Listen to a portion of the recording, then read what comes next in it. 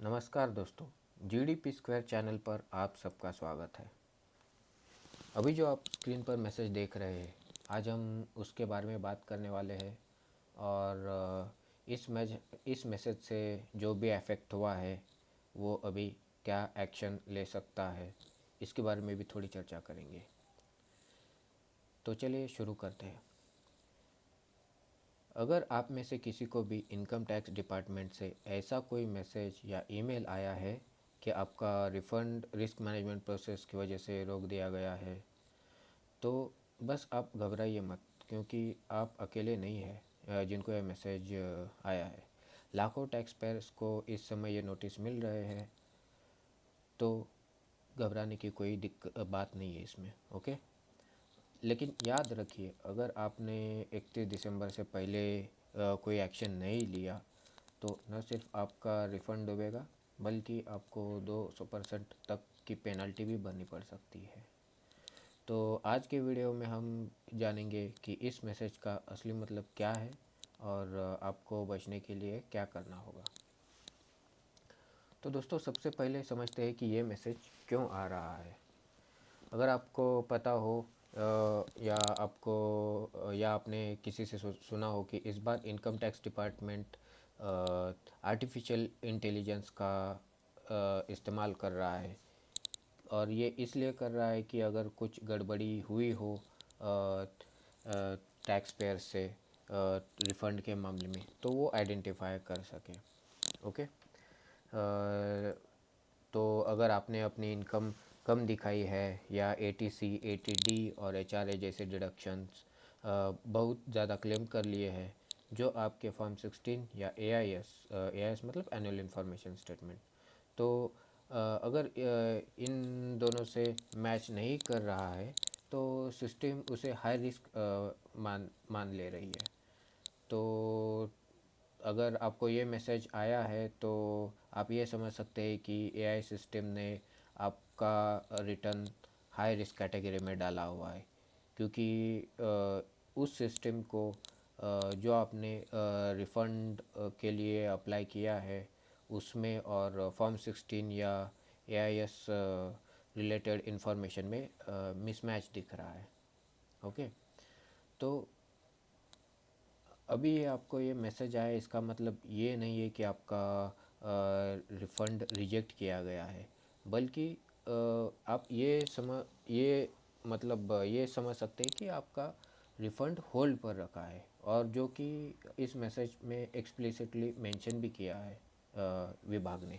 Okay, तो आपको एक मौका दे रहे हैं कि आप खुद अपनी गलती मान लें और उसे सुधार लें।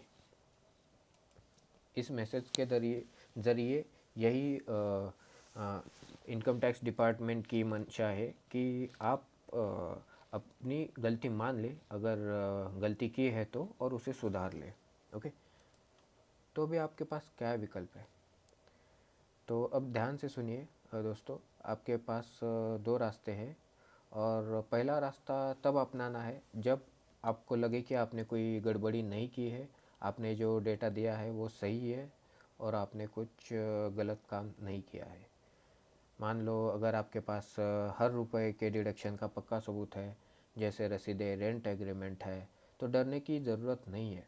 आप इनकम टैक्स पोर्टल पर पेंडिंग एक्शंस में जाकर अपना जवाब सबमिट कर सकते हैं कि आपका रिटर्न बिल्कुल सही है। तो ये हो गया पहला रास्ता।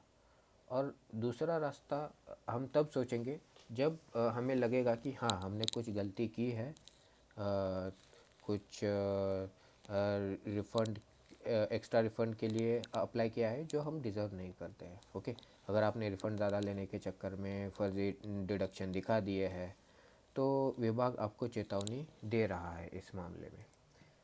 तो इस ऑप्शन में हम ये कर सकते हैं कि 31 दिसंबर 2025 तक हम अपना रिवाइज रिटर्न सेक्शन 139(5) फाइल कर सकते हैं।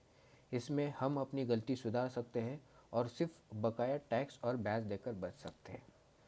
लेकिन अगर हम 1 जनवरी 2026 तक रुके तो हमें अपडेटेड रिटर्न फाइल करना होगा, जिसमें 25% से 50% तक एक्स्ट्रा पेनल्टी देनी पड़ सकती है। तो इसके बारे में हमें थोड़ा ध्यान रखना पड़ेगा। ओके, तो अभी हमें क्या करना है, अगर ये मैसेज हमें आया है तो अभी तुरंत ऐसे कौन से काम करने हैं जो हमारे साइड से होने चाहिए। तो फर्स्ट काम हमें ये करना है कि अगर ये मैसेज आया है तो हमें अपना ईमेल चेक करना है कि विभाग ने हमें एक डिटेल ईमेल भेजा होगा जिसमें बताया होगा कि किस एंट्री पर उन्हें शक है।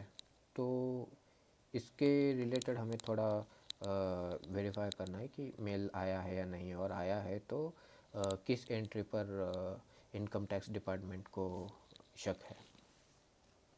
उसके बाद हमें अपना AIS चेक करना है। AIS मतलब जैसे मैंने पहले बताया कि एनुअल इनकम स्टेटमेंट। ओके, तो एनुअल इंफॉर्मेशन स्टेटमेंट। तो पोर्टल पर जाकर अपना एनुअल इंफॉर्मेशन स्टेटमेंट चेक करना है हमें, और देखना है कि हमारी जो उस स्टेटमेंट में जो भी इंफॉर्मेशन है, salary related, bank interest related और अदर ट्रांजैक्शन रिलेटेड इंफॉर्मेशन, तो वो और जो हमने रिफ़ंड क्लेम किया है उसमें कोई मिसमैच है क्या और गलती है क्या।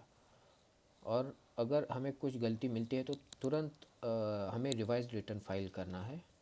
और अगर रिफ़ंड की रकम बड़ी है तो खुद रिस्क लेने से अच्छा किसी अच्छे से बात करके हम रिवाइज्ड रिटर्न फाइल करा सकते हैं। ओके, तो ये हो गया हमें आगे क्या करना है अगर ये मैसेज हमें मिला है तो बस जाते जाते मैं आप सबको ये बताना चाहता हूँ कि 31 दिसंबर दूर नहीं है, और हम सबको पता है कि आखिरी दिनों में पोर्टल अक्सर धीमा हो जाता है। इसलिए आज ही अपना स्टेटस चेक करें और जो भी रिक्वायर्ड एक्शन है वो ले ले। अगर आपको रिवाइज रिटर्न फाइल करने का स्टेप बाय स्टेप वीडियो चाहिए तो नीचे कमेंट में बस हेल्प लिखे, तो मैं मतलब हमारी टीम इसके ऊपर आगे जाकर काम करेगी। और हाँ, इनकम टैक्स की ऐसी ही ज़रूरी अपडेट्स के लिए चैनल को सब्सक्राइब करना ना भूलें। अगर आपको ये वीडियो पसंद आया हो तो लाइक शेयर करें, और बस जाते जाते ये बताना चाहता हूँ कि आप सुरक्षित रहें और सही से टैक्स भरें। धन्यवाद।